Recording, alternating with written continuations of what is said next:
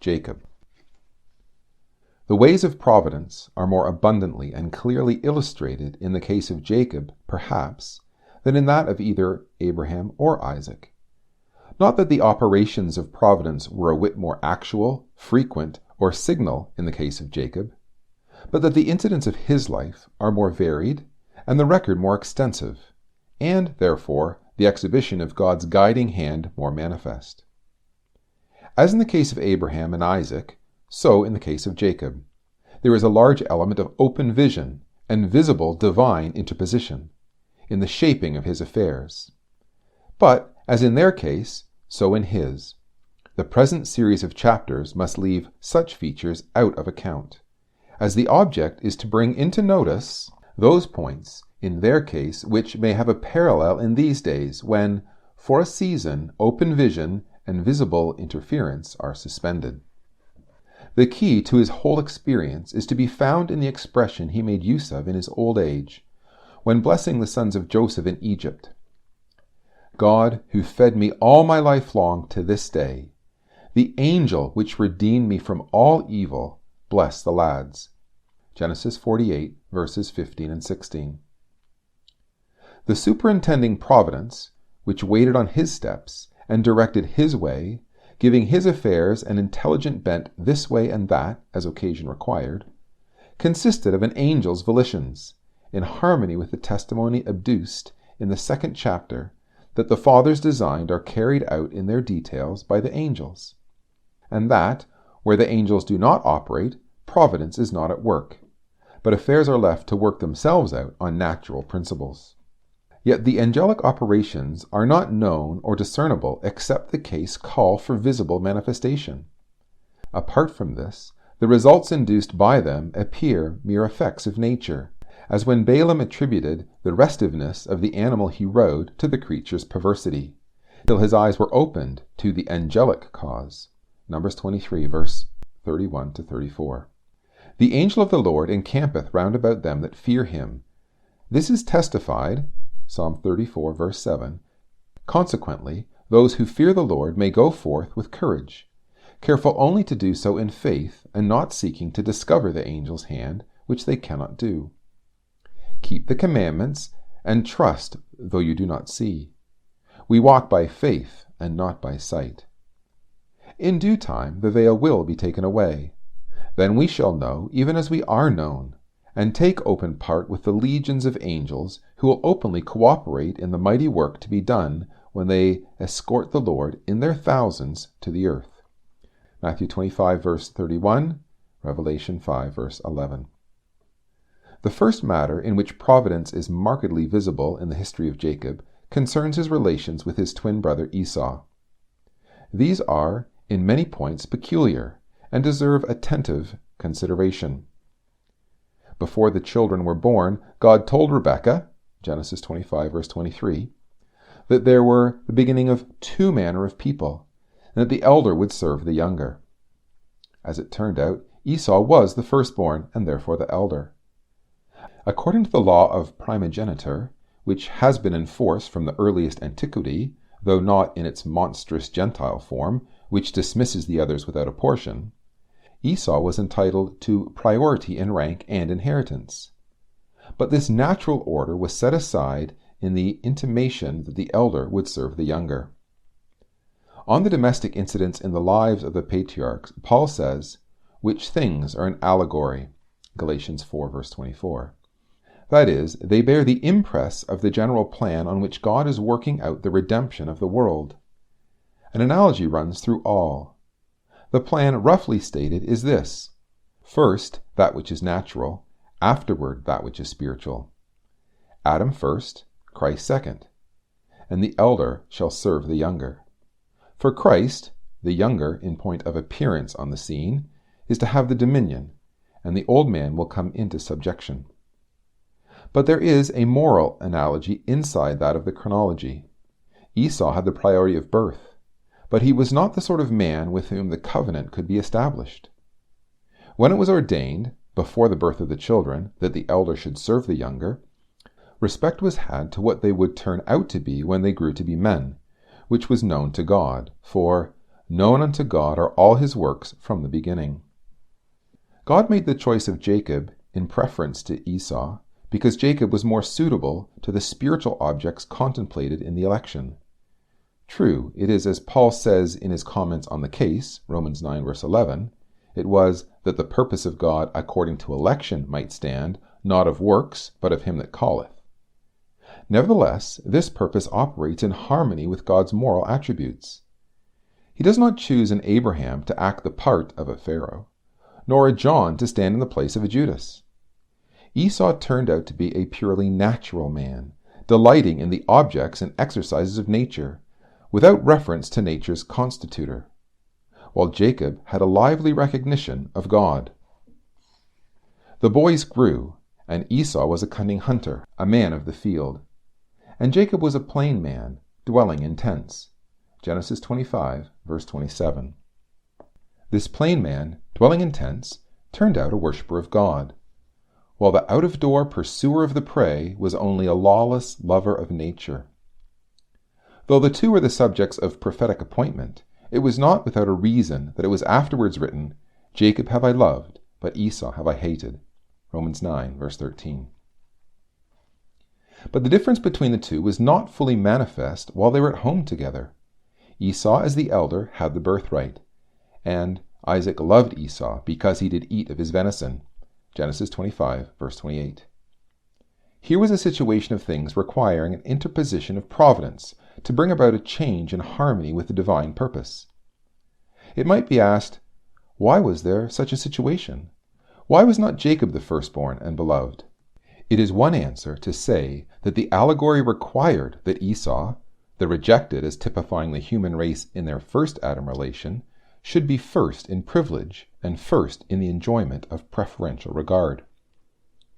But a more comprehensive answer is that it is not for us to criticize the arrangements of the irresponsible and all-wise possessor of heaven and earth. The situation was there and had to be changed. The interest for us, as investigators of the ways of providence, is to watch how the change was brought about. First, as regards the birthright. The matter must have been the subject of frequent conversations between Jacob and his mother, Rebekah, for two reasons. Rebekah knew, from God's intimation to her before the birth of her children, that her sons were the heads of two manners of people. And she knew that the chosen people would be in the line of the younger, and that younger was Jacob. She perceived the difference between the two growing boys, and with a clearer sight than Isaac, who was biased by Esau's welcome and probably manly ministrations, she loved Jacob. Genesis 25, verse 28. Loving Jacob, and knowing he was the chosen, and yet perceiving that the family birthright was in the possession of Esau, she must often have spoken of the matter with her son, as the subsequent narratives show them familiar and confidential with one another on matters affecting Jacob's interests. What more likely than that they should suggest the desirability of inducing Esau to part with his legal privilege? The difficulty would be to carry out that idea. Their thoughts would be angelically stimulated in this direction. At all events, this is what happened.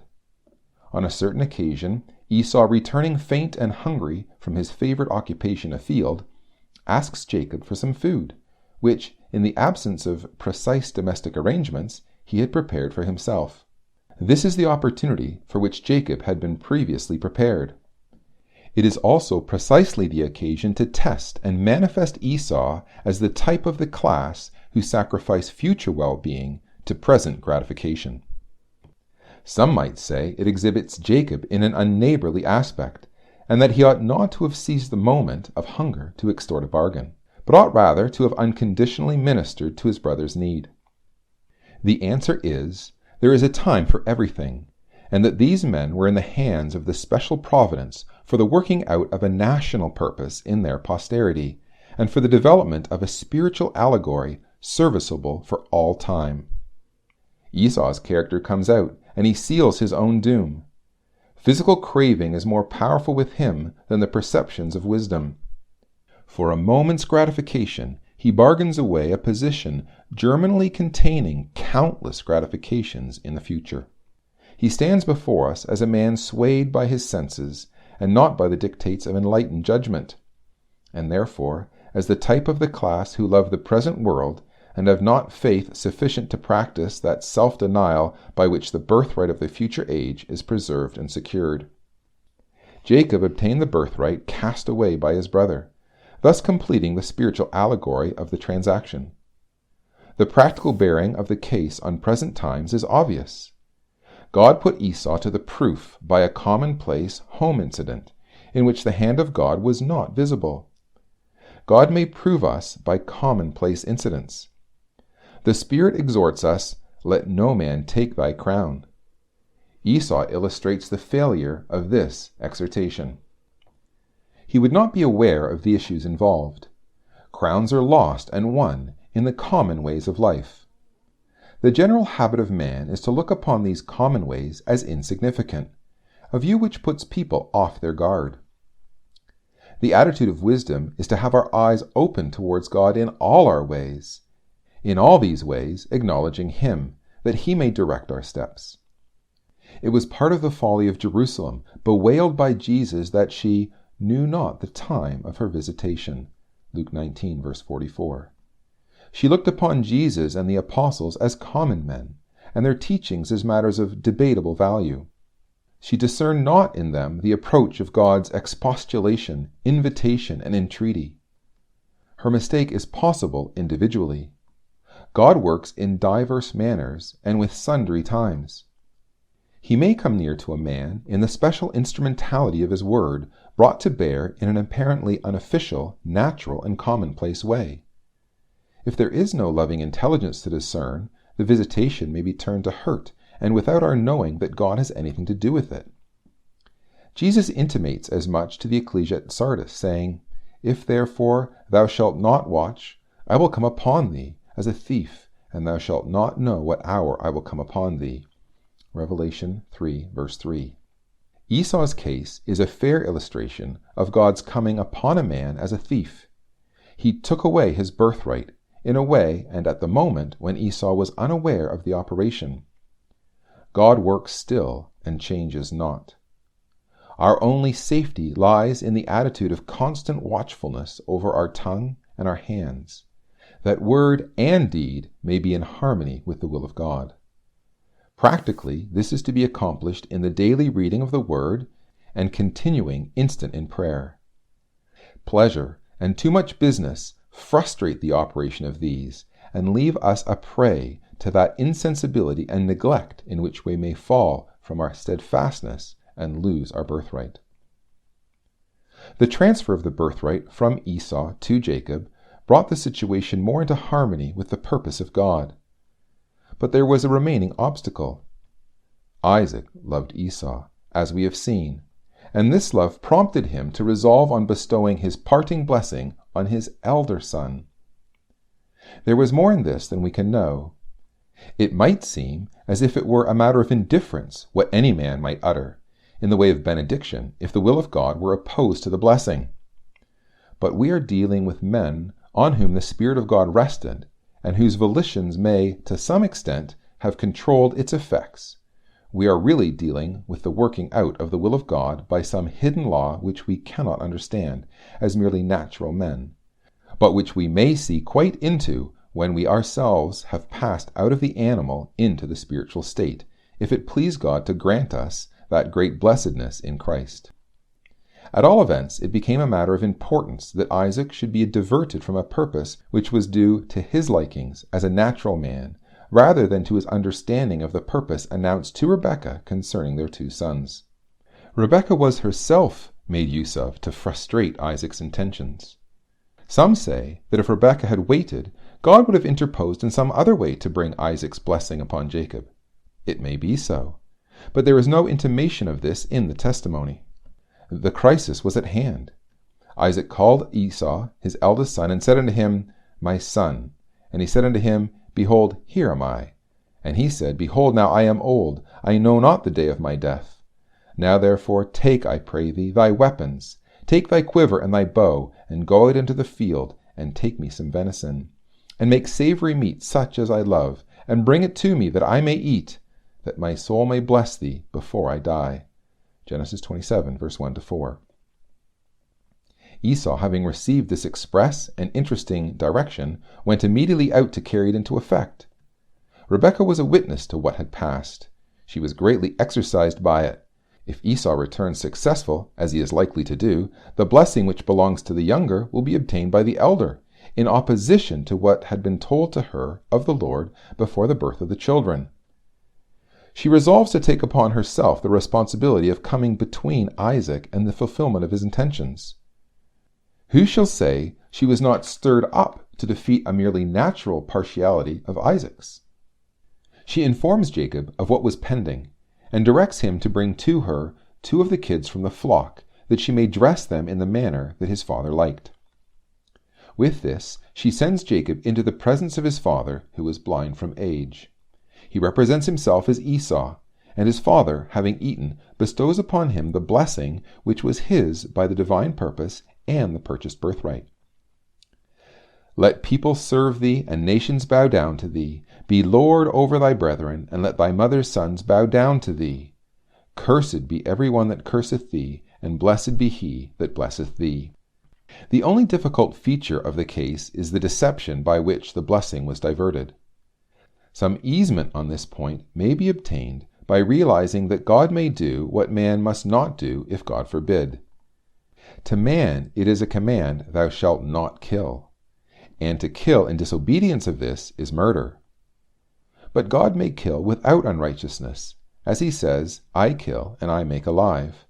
Neither is there any that can deliver out of mine hand. Deuteronomy 32, verse 39. To us it is a sin to avenge ourselves because of the command, avenge not yourselves. But is God unrighteous who taketh vengeance? God forbid. For then how should God judge the world? Romans 3, verse 5. He says, vengeance is mine, I will repay. Romans 12, verse 19. So on the subject of deception in all normal relations, God is a God of truth, and there is no unrighteousness in him. Psalm 92, verse 15. But when circumstances call for it, he may, as a man without unrighteousness deceives a wild beast to its capture and destruction, send strong delusion upon the perverse, that they may believe a lie. 2 Thessalonians 2, verse 11. On this principle we read, if the prophet, that is, the idolatrous prophet, see the context, be deceived when he hath spoken a thing, I, the Lord, have deceived that prophet. Ezekiel 14, verse 9. And again, in the parable uttered before Ahab by Micaiah, the prophet of Yahweh, there came forth a spirit, and stood before the Lord, and said, I will persuade him, Ahab, to go up to battle. And the Lord said unto him, wherewith? And he said, I will go forth, and I will be a lying spirit in the mouth of all his prophets. And he said, go forth, and do so. Now therefore the Lord hath put a lying spirit in the mouth of all these thy prophets. 1 Kings 22, verse 21 to 23. Applying this principle to the case in hand, we may understand that God stirred up Rebekah to deceive Isaac, that Isaac might be defeated in the wrong use of the divine gift of blessing which rested upon him. The difficulty in understanding such incidents arises principally from our preconceived notions on the subject of morality. Human speculation, alias philosophy falsely so called, has evolved the assumption that morality, as man speak, is a fixed element in the constitution of things, and to this morality they have imagined God is as much a subject as his creatures. The fact is, as the Scriptures reveal, and nature accurately studied attests, that there is no such thing as fixed morality at all. The question of right and wrong is determinable in all things by the appointment of the eternal Creator. It is a simple question of what he has commanded. With him is sovereign and irresponsible authority. None may say unto him, what doest thou? He may command a man to kill, and it is then sin not to kill, as in the case of Saul with the Amalekites, and righteousness to kill, as in the case of Samuel with Agag on the same occasion. While when he chooses to command, thou shalt not kill, he that even hates his brother becomes a murderer. This simple principle relieves the subject of the world of difficulty that human philosophy has created. It explains, too, how it is that the belief of the gospel is righteousness, enables us to realize how unutterably out of the right way is the present generation, with all their educated contempt for the promises and the commandments of God. In these remarks we have digressed somewhat from the general subject to which the chapters are devoted, yet they have naturally arisen from the topics discussed, and may not be without use. The lesson of Jacob and Esau, as bearing on the subject of providence, is the same as we have found in the prior cases. That besides the visible interposition of his power, God works by apparent natural circumstances in the execution of his purposes, and that the eye of an enlightened faith may discern his hand where unbelief sees nothing but mechanical chance, yea, mischance, untoward and evil occurrence. The further lessons in this direction yielded by the life of Jacob we must leave for another chapter.